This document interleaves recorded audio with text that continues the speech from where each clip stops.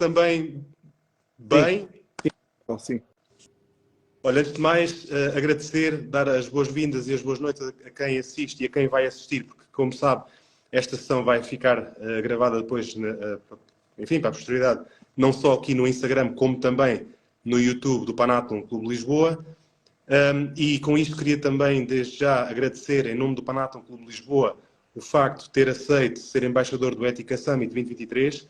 Sei e acredito que também quem nos acompanha e que conhece o seu percurso e conhece também naturalmente o trabalho, o excelente trabalho que tem desenvolvido, que não é uma altura fácil para o Mister de dedicar ainda, do pouco tempo que tem, algum tempo, por exemplo, a estarmos hoje aqui à conversa. Por isso eu disse 30 minutos e vamos tentar ser muito sharp para conseguir também, enfim, dispensá-la à hora que tínhamos combinado.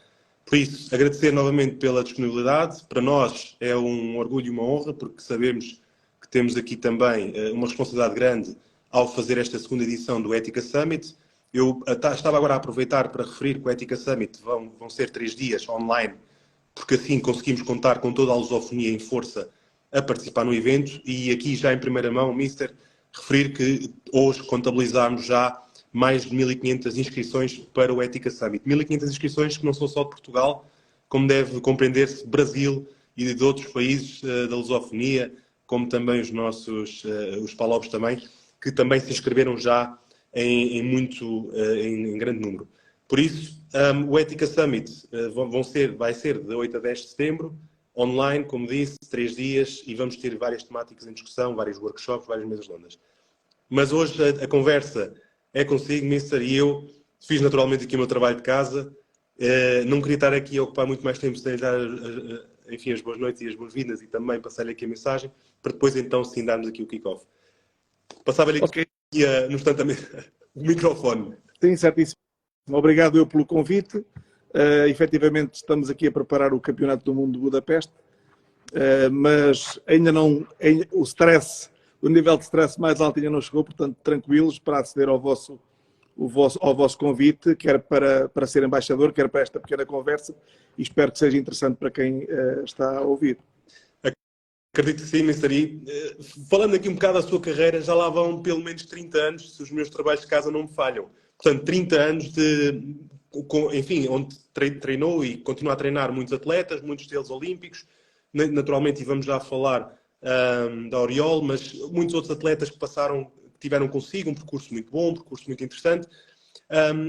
E nós, trazendo aqui esta nossa discussão, aqui à vertente ética desportiva, porque de facto é isto aqui que nos move também, e é o que nos faz fazer esta segunda edição do Ética Summit, que o ano passado também já contou com praticamente 1.000 participações e inscrições. Portanto, este ano já conseguimos, ainda não estamos lá, quase duplicar. Portanto, mostra aqui também um crescimento, certamente, e interesse também em acompanhar estas matérias. Mas dizia eu que tem aqui já 30 anos de uma carreira, naturalmente, enfim, muito interessante. O que é isto, ética desportiva, para o Mister Paulo Reis? E quando, por exemplo, tem os seus atletas, quando fala com os seus atletas, quando tenta incutir aqui valores aos atletas, o que é isto da ética desportiva? E depois eu faço aqui também referência aqui a umas entrevistas que também consegui acompanhar e consegui aqui ver do Mister, porque há aqui coisas muito interessantes que eu depois gostava de debater consigo. Mas o que é isto da ética desportiva? Sim, efetivamente já são, começando pela duração da minha carreira, já são mais de 30 anos. Eu comecei muito jovem, fundei um clube quando ainda tinha 14 anos e claro, nessa altura eu não tinha qualquer formação académica, nem formação ao nível do treino, e nesse sentido não posso considerar ainda treinador, mas já orientava alguns jovens da minha idade. Desde o início quer dizer, em termos de ética, eu acho que aquilo que eu posso dizer é que tento transmitir aos jovens a forma que eu entendo que ser uma forma correta de estar não só no desporto e na vida. Respeitar os adversários e os colegas, tentar vencer de forma justa à custa do trabalho e da dedicação e, obviamente, também do talento. Tentar também adquirir, isto não tem propriamente a ver com ética, mas tentar adquirir alguns hábitos que são importantes para a vida, como a disciplina, a pontualidade, conseguir organizar o tempo que se tem disponível para conseguir fazer tudo aquilo que vai além da carreira académica ou da carreira profissional. Eu penso que no atletismo, como nas modalidades individuais, como nós treinadores estamos muito mais tempo próximo dos atletas, conseguimos, penso eu, ter aqui uma intervenção muito maior e uma influência muito maior naquilo que é a vida futura desses mesmos atletas do que provavelmente nas modalidades coletivas. E, portanto, ao fim e ao cabo, o que interessa, no que respeita à minha forma de estar no desporto, é fazer dos atletas cada vez melhores atletas e também cada vez melhores pessoas e, portanto, penso que essa é uma das nossas grandes tarefas enquanto técnicos desportivos. Mas aqui, falava aqui nas modalidades individuais, que é naturalmente onde aqui tem passado também muitos aliás, os seus anos como treinador. Se lhe pudessem ou se lhe oferecessem a possibilidade de treinar, enfim, isto é mesmo rebuscado, mas uma possibilidade de treinar de repente um conjunto, um coletivo de atletas em que fosse não só visto do ponto de vista do atleta individual, mas sim, por exemplo, uma equipa de outra modalidade qualquer. Seria algo interessante ou já está tão, entre aspas, habituado a esta questão de treinar um atleta que por si só é uma complexidade muito grande? Qual seria aqui, vê aqui, porque já tivemos também treinadores em outras conversas, também de outros embaixadores, em que tínhamos aqui esta dicotomia dos esportes naturalmente coletivos e individuais. Se lhe colocassem este desafio, obviamente muito aqui, um exemplo aqui muito buscado, isto seria algo interessante para si ou quais seriam aqui À partida, penso que pelo menos nesta fase da minha carreira não seria interessante. Eu fiz uma carreira toda ligada ao atletismo. Aliás, nem tem a ver com modalidades coletivas. Qualquer outra modalidade que não o atletismo, eu penso que não seria uma modalidade para a qual eu tivesse os requisitos necessários para poder fazer um trabalho de qualidade, pelo menos da qualidade que eu estou habituado a fazer no atletismo. E nesse sentido, pelo menos nesta fase da minha carreira e ao nível que eu estou a trabalhar e que gosto de trabalhar, penso que não tenha condições para fazer trabalho em mais nenhuma modalidade. Portanto, penso que não era uma questão que se colocasse e que, pelo menos da minha parte, tivesse uma resposta afirmativa. Já tive alguns convites, já fui sondado algumas vezes para alguns trabalhos nos desportos coletivos e que sempre agradeci o interesse, mas o meu caminho é no atletismo e é quase uma vida inteira dedicada ao atletismo e, portanto, não é agora que eu ia voltar as costas à minha modalidade de eleição. Ok, então, afinal, o meu exemplo não era assim tão rebuscado. Olha, porque eu também fazia esta questão, porque quando, lá está, fazia aqui uma pesquisa sobre algumas entrevistas e algumas notícias que deu, numa em particular que deu à Sports Magazine, falou, e a Sports Magazine, que tem sido também uma parceira do Ética Summit, já na primeira edição e nesta segunda edição também, uma das coisas que lá, ao longo de várias questões que aborda, ou que colocaram também, no fundo, foi a inspiração que o Mister consegue ser mesmo depois das atletas com as quais treinou, continuam a olhar e ver em si uma fonte de inspiração também para as carreiras que elas depois continuam a fazer, seja depois também como treinadoras, seja noutras instituições. Portanto, aqui a minha questão há pouco tinha um bocado a ver com isso, ou seja, o que é que o Mister tenta fazer ou como é que consegue, de facto, criar este laço com estes atletas que continua a ser uma inspiração mesmo, porque isto não é assim tão comum, ser mesmo depois da carreira terminar, tê-lo assim, ou ter um treinador como a referência depois nas carreiras futuras também, possivelmente como treinadores. Qual é aqui assim, a fórmula mágica, se é que existe, eu acho que o treinador aplica? Uma mágica. O que eu posso dizer relativamente a isso é que eu comecei a minha carreira de treinador praticamente do zero. Acho que mais difícil ou mais abaixo do nível onde eu comecei era impossível começar. Não tinha clube, não tinha materiais, não tinha formação, não tinha a idade sequer para ser técnico e, portanto, comecei mesmo o mais baixo possível. E sobretudo quem esteve comigo no início passou por muitas dificuldades e eu penso que estas dificuldades, passar por tempos difíceis, criam em nós uma união ainda maior e, portanto, eu tenho realmente atletas que agora têm 30 e muitos, 40 e tal anos, com os quais passámos por muito, crescemos muito como pessoas e como atletas / treinador e, portanto, cria-se uma ligação que fica uma ligação para a vida.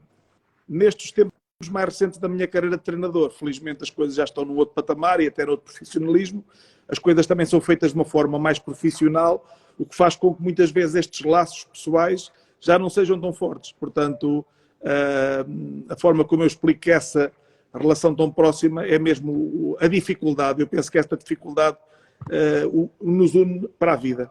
Certo, certo. Porque eu desta entrevista também destaquei aqui um parágrafo que achei muito interessante, porque isto resume aqui parte da nossa discussão. E eu, se não se importar, fazia aqui uma leitura breve, porque estas eram as palavras, ou foram as palavras que eu consegui reter e que acho que são importantes para, de seguida, debatermos aqui um bocado isto. Porque a dada altura, quando fala dos atletas, diz que tento que eles sejam ambiciosos, mas trabalhem para os objetivos que o definem.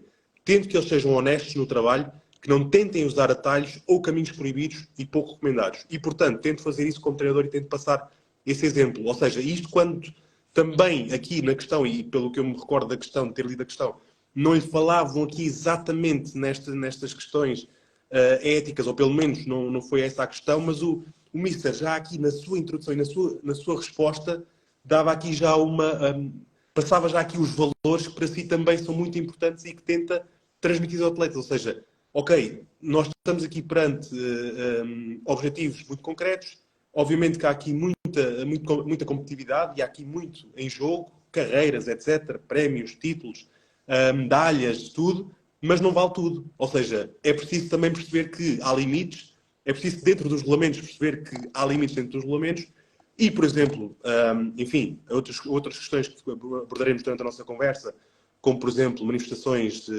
contra a ética desportiva, ligadas à dopagem, ligadas à violência, ligadas a outros mecanismos, como a manipulação de certas competições. Naturalmente isso é aquilo que a nós não nos interessa de todo e tentamos, no nosso dia-a-dia, combater, seja como treinadores, seja como atletas, seja como dirigentes esportivos, seja como juristas. Enfim, quem está ligado a este fenómeno tenta, dentro da medida que, enfim, consegue combater isto.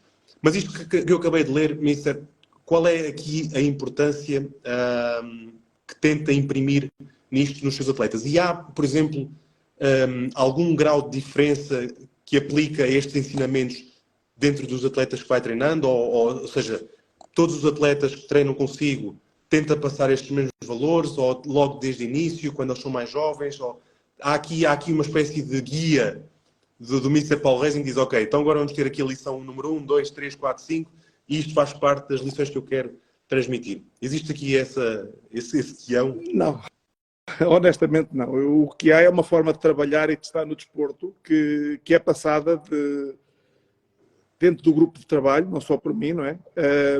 Nós sabemos perfeitamente aquilo que queremos, obviamente somos ambiciosos, mas também sabemos que queremos chegar lá de uma forma honesta. Naturalmente, enquanto os atletas são mais jovens, nós temos uma capacidade de os influenciar diferente também. Eu, neste momento, já não treino atletas jovens, treino atletas mais velhos, mas eu penso que qualquer atleta sabe perfeitamente que se tiver alguma coisa em mente que não seja lícito, seja qual for, sabe perfeitamente que eu não serei uma pessoa para entrar alinhar nesse tipo de situações e, portanto, certamente ou desistirá ou nem sequer colocará essa questão. Portanto, são muitos anos de carreira. Naturalmente, desde o início em que eu comecei, que fui vendo algumas falhas em termos de éticas e regulamentares, algumas se calhar intencionais, outras por ingenuidade. Eu recordo-me, ainda era miúdo, a ver comentar-se que um determinado atleta era mais velho e que estava a correr em escalões mais jovens, em provas populares, e que às vezes, para se fechar a equipa, equipas sobretudo mais pequenas, arranjavam esse tipo de estratégia. Eu nunca alinhei nisso. E, portanto, a partir daí, claro, isto é o princípio, mas depois, a partir daí, para mim, os regulamentos são para cumprir, é importante que sejam claros, sejam iguais para todos, e a partir do momento em que eles são claros, a intenção é sempre cumprir as regras e tentar jogar dentro neste caso da pista, de acordo com a regulamentação em vigor.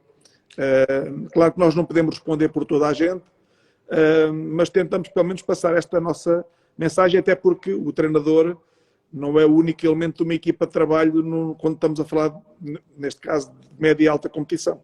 Temos sempre outros elementos e, portanto, o que interessa é que todos estejamos por dentro desta filosofia e que a passemos aos atletas, que, por sua vez, também poderão influenciar outras pessoas, quer dentro do desporto, sobretudo, mas quer fora também do desporto.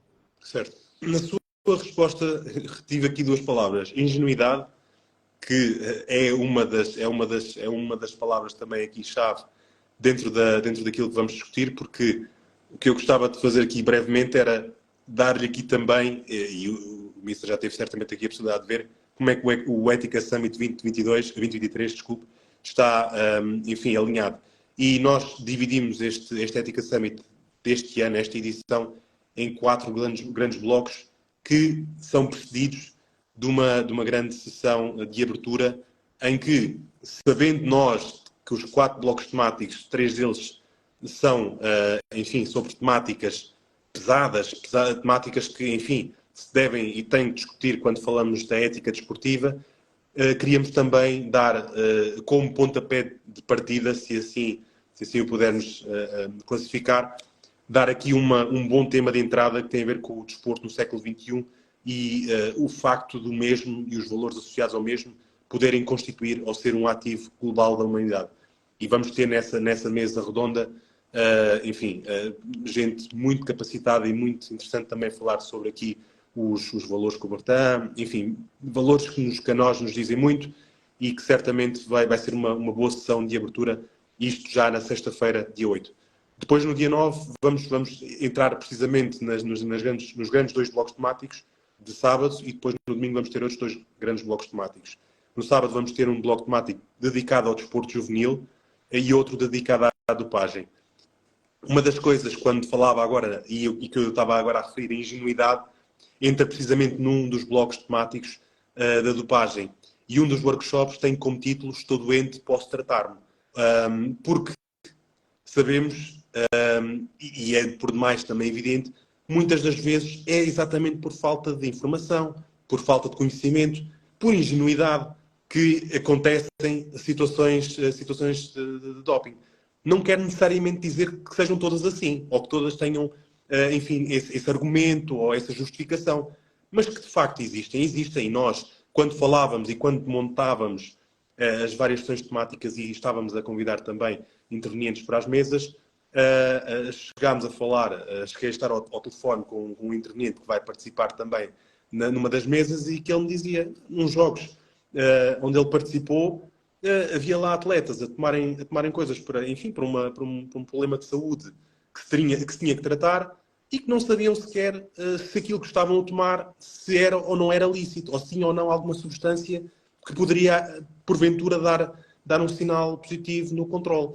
Portanto, havia aqui também, de certa maneira, alguma falta enfim, de conhecimento, chamemos-lhe como quisermos chamar, de educação, de informação, o que é que seja, existe aqui muitas vezes fatores múltiplos. Dentro da carreira de treinador desportivo que o Mister teve e daquilo também que foi acompanhando e também até talvez casos que se foi apercebendo, chegou a ter alguma vez contacto com estas temáticas? Chegou a presenciar alguma situação destas à sua volta também? Porque participa em muitas competições também, enfim, olímpicas, mas também não olímpicas, campeonatos mundiais, europeus. Chegou a presenciar alguma situação destas ligada aqui à temática da dopagem? Nós estando no desporto de alto rendimento, vamos sabendo com alguma frequência que um ou outro atleta tem algum problema com o doping. E a este nível eu penso que há vários contextos que são completamente diferentes. Há atletas que são penalizados, mas eventualmente nunca lhes foi detectada nenhuma substância. Isto refiro-me a atletas que falham aqueles controles que são feitos fora de competição e os atletas têm que ter um determinado formulário online sempre preenchido, têm que estar disponíveis todos os dias a uma determinada hora num determinado local para serem testados quando a Agência Mundial Antidopagem entende que os deve dopar. E, obviamente, isto exige da parte dos atletas uma grande responsabilidade e, às vezes, há situações da vida da nossa e também da dos atletas que, por vezes, podem alterar. Temos planeado ir para um determinado local, mas depois não fomos porque ou perdemos o avião ou houve uma situação qualquer. Entretanto, já tínhamos preenchido o formulário em como íamos estar a dormir num determinado local. Não se alterou isso, não se mandou uma mensagem a alterar a localização. E eu acredito que possa haver alguns atletas que, à conta disso, possam ter falhas não intencionais. Acredito que possa acontecer. Agora, também acho que quando num ano alguém tem 3 falhas, já é um bocado estranho, porque à partida, quando se tem uma falha, o alerta é diferente e depois se tem uma segunda falha e se fica com a corda na garganta, então aí é que não há a mesma hipótese.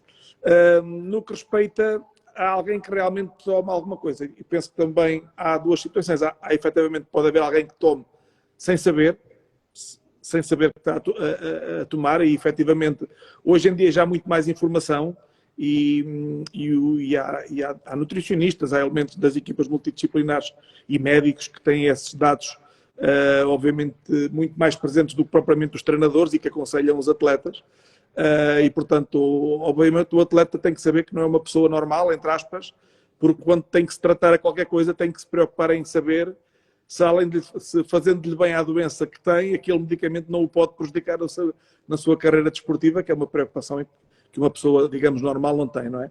E depois, efetivamente, há quem toma algo com o objetivo mesmo de melhorar o rendimento, não é? E, claro, todas as situações de que eu falei são, à luz da lei antidopagem, faltas e podem levar a suspensões, mas acabam por ser contextos um pouco diferentes, não servindo de desculpa para ninguém, mas eu penso que são contextos um pouco diferentes. Sem dúvida. E outra das palavras que eu retive quando falou, que eu estava a dizer que eram 2, era a questão da idade, ou seja, que chegou a perceber-se, ou chegaram a haver conversas, de facto, de haver atletas que competiam, ou seja, há uns anos atrás, que competiam em talvez outras camadas, etc. Porque, de facto, uma das coisas que nesta Ética Summit tentámos fazer foi auscultar também os intervenientes dos países dos PALOPs e tentar perceber quais seriam aqui temáticas mais concretas e que fossem aqui talvez mais incisivas dentro das matérias que estão a acontecer também, por exemplo, enfim, Angola, Moçambique, São Tomé e Príncipe, agora não aqui com um grau de ascendência pela ordem que referiu os países, mas ou Guiné-Bissau, enfim. É assim, um dos resultados da discussão foi, de facto, a fraude na idade. Foi esta temática que nos foi lançada para a mesa, foi, pá, isto aqui continua a ser um problema, continua a ser uma questão. E nós pensámos, bem, ok, enfim, Portugal, Brasil, certamente que não vamos dizer que o problema está excluído, certamente não está, mas que existe talvez uma compreensão diferente e já não é o maior problema dentro dos muitos problemas que existem também associados enfim, a problemas, enfim, quando falamos aqui da ética desportiva. Nestes países em específico, este foi um tema que se suscitou como interessante a debater. Portanto, este tema será um dos tópicos que se vão discutir no Ética Summit 2023, onde vai haver uma mesa redonda em que cada um destes países FALOP vai ter um representante. Isto vai ser muito interessante porque vamos ter estes vários países a trocar aqui conhecimentos e experiências dentro das várias realidades. E nós, quem vai assistir, Portugal, Brasil, mesmo destes países, vai conseguir também beber e perceber um bocado o que é, então, enfim, quais são estes problemas que, porventura, continuam a ser muito graves nestes países. Outros 2 blocos temáticos, como falava, Mister, já no domingo, são a violência e a manipulação. São temas também muito pesados, mas que, infelizmente, hoje em dia, tem-se vindo a notar cada vez mais e, por exemplo, quando falamos aqui da violência, nós tentámos trazer para esta mesa redonda e para este bloco temático e workshops também associados o jornalismo também ao debate. Vamos ter jornalistas do Brasil e de Portugal também numa mesa redonda a participar e a darem também, enfim, aqui a sua contribuição. Vai ser muito interessante e, enfim, a manipulação que não deixa de ser um problema enfim, nas modalidades coletivas, certamente, mas também haverá outras modalidades onde este é um problema grande. Mas eu também, consciente do tempo que tínhamos falado, dos 30 minutos à conversa com, e olhando aqui para o cronómetro, e só temos aqui mais uns 5 minutos, não queria estar aqui a enverdar por estes temas, porque são temas que seriam, enfim, mais para outras discussões. Referir aqui outro tema, o bloco temático primeiro, que é o desporto juvenil. E esse sim, chegámos a abordar agora no início da nossa conversa, uma das mesas do workshop vai ser o que é o treinamento ético. Este é o tema do workshop. Portanto, é naturalmente um tema que acredito que seria de interesse que ao Mister, se não tivesse, oxalá, a fazer aqui nos jogos em Budapeste, e oxalá que nos traga muitas boas novidades. Vamos estar todos muito atentos ao que de lá nos vai chegar e naturalmente conta com todo o nosso apoio desde já, e também naturalmente a atleta Oriol. Falando da atleta Oriol, tem sido este o seu maior desafio? O seu maior atleta, em termos de desafio, o atleta Oriol, o seu maior desafio enquanto treinador? Porque, de facto, olhando aqui para os últimos anos e retendo aqui apenas as grandes conquistas, as últimas grandes conquistas, o Campeonato Europeu em 2021, se não me falha a memória, e em 2022, depois o Campeonato Mundial. Temos agora 2024 já à porta, enfim, saltando aqui um bocado Budapeste, mas 2024, Jogos Olímpicos, que também, das entrevistas que fui lendo do Mister, era ou é um dos grandes objetivos. O que é, então, ou o que é que nos pode esperar aqui também, nós todos aqui entusiasmados naturalmente com os resultados e com os sucessos esportivos, todos os nossos atletas, o que é que nos pode esperar aqui, Mister, também nos próximos tempos, já agora nos Jogos de Budapeste, mas também daqui para a frente? Começando pela primeira parte da pergunta, a Oriol foi um grande desafio, penso que foi o desafio certo, na altura certa, apareceu quando eu já estava preparado e estava num contexto certo para o aceitar, e nesse sentido foi efetivamente algo que fez com que abrissem outras portas naquilo que era a expectativa internacional da minha carreira enquanto treinador. Sobretudo no atletismo, mas não só, o atletismo posso falar com mais propriedade. Há muitos treinadores com excelente formação académica, muitos conhecimentos, mas a realidade é que nós, para nos conseguirmos afirmar na modalidade, temos de ter sempre um elemento muito importante, que é o atleta de grande qualidade. Por mais competência que tenhamos, se acabarmos por ter uma carreira inteira em que não temos um atleta com uma grande qualidade, acabamos por estar sempre afastado dos maiores palcos e dos pódios. Portanto, a Oriol foi realmente a esse nível um excelente desafio. No que respeita àquilo que são as próximas provas dela e aquilo para que estamos a trabalhar, efetivamente, o primeiro desafio são os Campeonatos do Mundo de Budapeste. Ela vai competir sábado, de manhã e de tarde.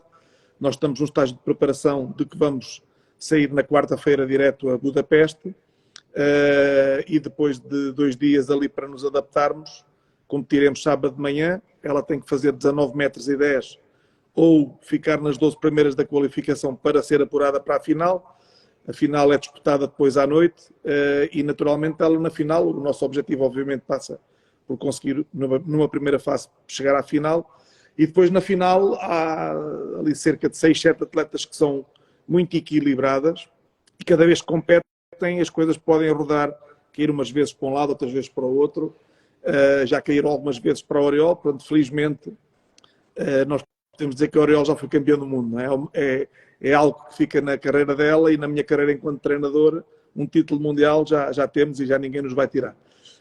No que respeita a Budapeste, nós tivemos um ano um pouco atribulado em termos de preparação. Ela teve alguns problemas de saúde, sobretudo que a afetaram no inverno. No verão esteve um pouco melhor, também teve aqui uma crise aqui na altura do Campeonato de Portugal, em que acabou por não participar, mas pensamos que está a melhorar, está a subir um pouco, e penso que está preparada para conseguir dar uma boa resposta em Budapeste, sendo que, como eu disse, o equilíbrio é tão grande entre aquelas 6, 7 atletas que qualquer coisa pode acontecer. Se ela for ao pódio, ficaremos obviamente bastante satisfeitos, e o principal objetivo é esse, é ganhar uma medalha. Depois vem aí mais 2 competições, uma Diamond League em Bruxelas, e depois a final da Diamond League, para que ela está apurada, e neste caso vai disputar-se nos Estados Unidos, e depois naturalmente vai descansar, porque a época é longa, e a época dos atletas de alta competição hoje em dia tem muitos momentos competitivos em vários países, portanto é um desgaste enorme estar a voar de de país para país e estar a ajustar o treino consoante os voos e as horas a que se chega, etc. Portanto, naturalmente isto dificulta aquilo que é a tarefa do treinador, que há uns anos era preparar o atleta para estar bem numa determinada altura e tinha meses e meses para preparar e naquela altura tudo se decidia. Hoje em dia, felizmente, o calendário é muito rico e um atleta profissional tem que andar a correr o mundo para conseguir subsistir do atletismo. Depois vem o ano olímpico, 2024, é um ano muito importante. Esperamos ter saúde,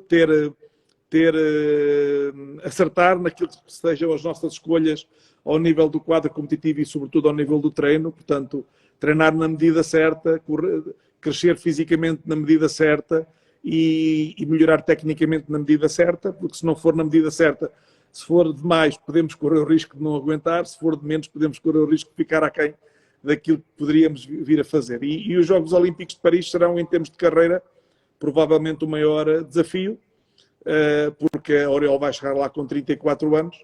Tudo leva a crer que nos Jogos Olímpicos de 2028 já esteja numa fase menos fulgurante da carreira. Se a biologia fizer o seu trabalho normal, é isso que vai acontecer e, portanto, nós vamos tentar dar tudo por tudo para chegar a Paris e tentar ir ao pódio. Ela foi quarta em Tóquio, a 5 centímetros do pódio. Naturalmente, se nós formos a Paris e se não tivermos a ambição de fazer melhor do que fizemos em Tóquio, é difícil ter motivação para treinar, não é? Nós motivamos para chegar sempre a patamares diferentes e o patamar acima daquilo que já conseguimos é ganhar uma medalha olímpica. Claro, e depois a partir daí terá 34 anos, a carreira certamente continuará, mas normalmente, e eu ainda não falei com ela sobre isto, mas normalmente os atletas depois destes ciclos têm um ano um bocadinho mais calmo para recuperarem, sobretudo do ponto de vista psicológico, porque isto é um desgaste muito grande, e para depois carregar, e de certa forma para carregarem baterias para outras batalhas que se aproximarão, porque o desporto de competição e sobretudo o desporto individual de competição é uma máquina que nos tritura, porque nós temos que estar sempre ao melhor nível e quando lá chegamos temos que nos preocupar em manter-nos lá.